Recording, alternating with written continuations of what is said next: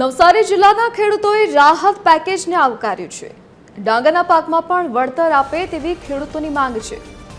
એક જ ખેડૂતના અલગ અલગ સર્વે નંબર ધ્યાનમાં લેવા માંગ કરવામાં આવી છે। જિલ્લામાં 37,000 હેક્ટરમાં નુકસાન થયું છે। ડાંગર, શેરડી અને શાકભાજીના પાકને મોટું નુકસાન થયું છે। નુકસાનને લઈને સરકારે 10,000 કરોડનું પેકેજ જાહેર કર્યું છે।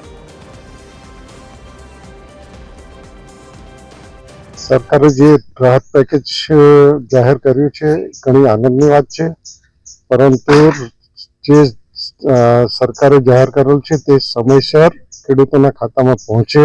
સ્થિતિ છે ને આ થોડું ઘણું સરકારે કર્યું, એમનો આભાર માનીએ કે ખેડૂતને ઘણી રાહત મળશે। છતાં મારું કહેવું એટલું કે આના પછીનું જે બિયારણ છે, હવે પછી જે નવું સત્ર શરૂ થશે ખેતીવાડીનું, તો તેમાં જે બિયારણ જે થાય થોડું ઘણું બિયારણમાં રાહત આપે અને બિયારણ ફ્રીમાં આપે એવી અમારી માગણી છે, અપેક્ષા છે।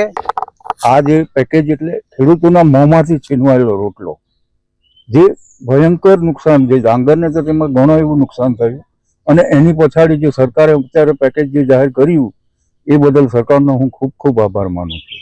બધું ડાંગર બધો જ ખલાસ થઈ ગયું હોય, જેનામાંથી કંઈ પૂરેટિયા બી ગયા, દાણો બી ગયો, પાણીમાં ભીનાઈ ગયા, કાચો રહ્યો, કોઈક લેવા બી તૈયાર નથી।